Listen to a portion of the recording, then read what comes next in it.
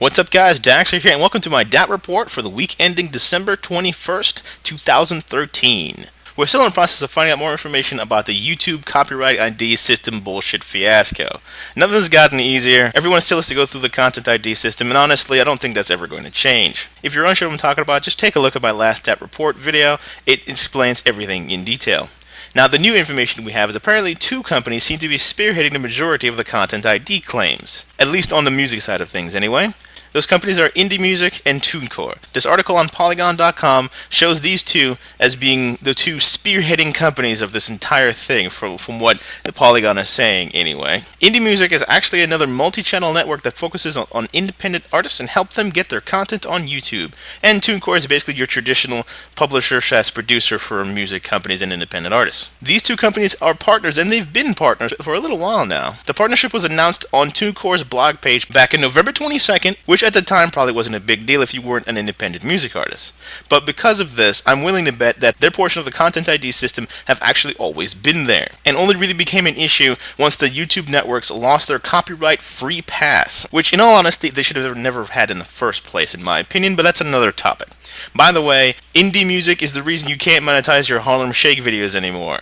They're not the only reason, but if you put up a Harlem Shake video right now, they're the ones that are going to claim the monetization rights. Yet again, another topic. I really do stray too damn much. Anyway, now the article pointing these two companies out is the one, like I said, posted on Polygon, and I take two issues with this article. Firstly, how did they get this information? Did they just ask random YouTube members?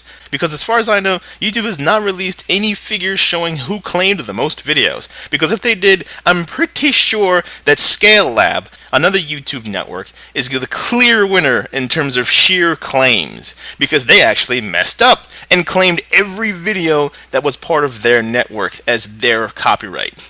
So their entire network, every single channel that flowed through their network can no longer be monetized and was claimed by them.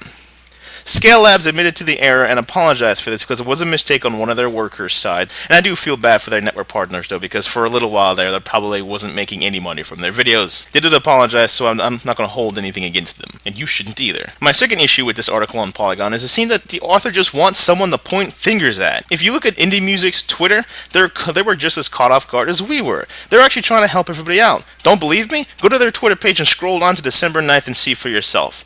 They're answering so many different tweets and helping so many people out. They actually give an email address out that you can send a message to and get your channel whitelisted. Doesn't sound like somebody who's a bad guy to me. Polygon probably just wants somebody to be the bad guy here, and they're just pointing fingers, and this really isn't going to help. I still stand by what I said in my last video, and if you want to blame anyone, blame the National Music Publishers Association. These are the jerk-offs that forced YouTube's hand in the first place and caused all this mess. Once again, if you have no idea what I'm talking about, please look at my last Datt Report video. The link is on the screen now. Okay, so now for a bit of lighter, not so legal heavy news. Do you guys remember the Steam Machine prototype that was sent out to 300 lucky Steam members?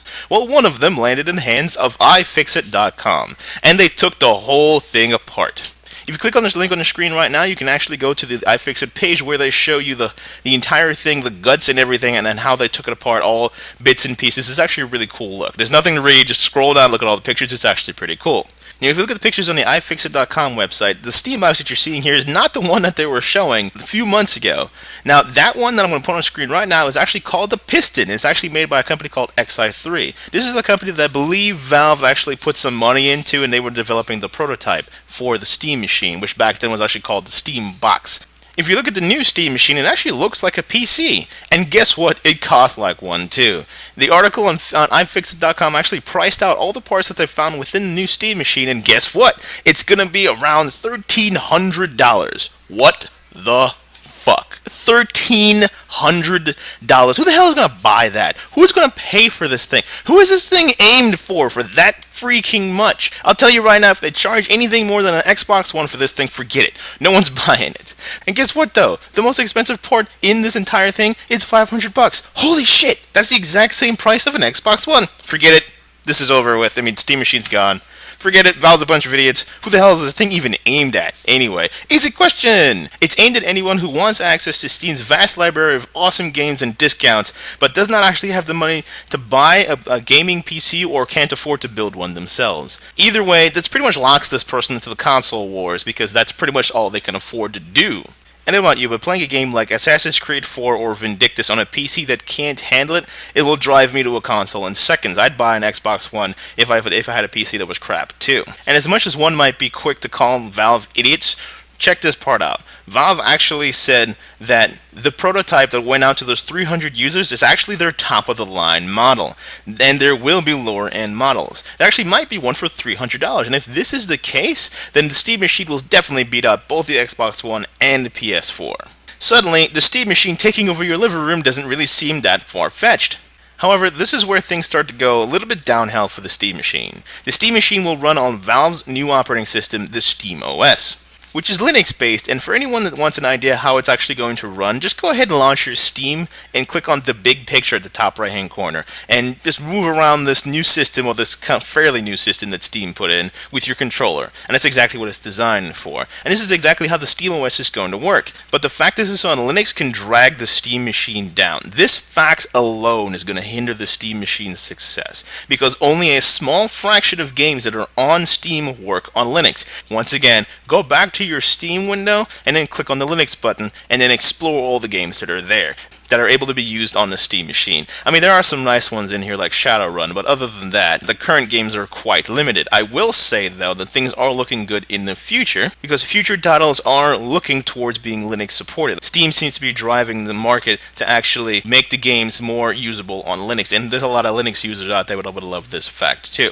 But it also means that the current massive library that brings users to Steam in the first place, with crazy deals, will not be supported by the Steam Machine. Legacy support is the name of the game here, and it's always been something that Microsoft has been good at. Well, kind of good at, mostly good at, but the fact still is that the majority of the games on Steam are designed for Windows first and foremost. This isn't a problem that Valve can fix either. It's a market thing, it's an economic thing. There's nothing that Valve can do. This is how the market is right now.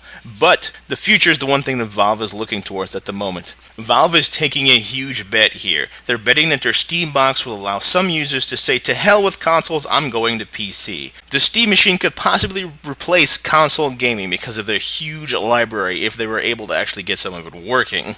Hell, the streaming feature alone that allows you to stream from your computer to your TV through the Steam Machine has me very, very interested. However, I'm actually kind of skeptical about this because the PS Vita tried this before, and there was so much lag with that system that it keeps me from jumping headfirst into the Steam Machine. However, the SteamOS, any way you slice it, is not going to be replacing Windows. Consoles is one matter, but Windows is not. Anyone telling you otherwise is an idiot, because the SteamOS is designed to run games, not your editing software, not all this other stuff. There are so many things that you can do on Windows that the Steam Machine will not be supporting, and that's the point. It's supposed to be a gaming OS, and that's all it's going to be designed for, and it's all it's going to be aiming for. So it's definitely a possibility that they can replace Windows as a gaming platform. And of course, we all know Gabe Newell, Valve's CEO, is the Messiah. Alright, that's it for me, guys. Daxter here, and I hope you guys enjoyed it. Let me know what y'all thought in the comments below. Please like, subscribe, helps me out a lot, and I hope you guys have a good one. Peace.